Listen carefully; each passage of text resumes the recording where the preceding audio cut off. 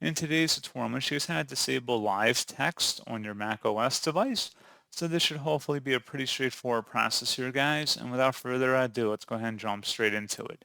So all I have to do is select the Apple icon up in the menu bar and then select System Settings. On the left panel, select the General button, and then on the right side, scrolling down, select Language and Region. Scrolling down again, there should be something that says Live Text. Select Text and Images to copy or take action. Click inside this oval to toggle to the left to disable, and that's what you have to do. So pretty straightforward process, guys, and as always, thank you for watching. I do hope that I was able to help you out, and I do look forward to catching you on the next tutorial. Goodbye.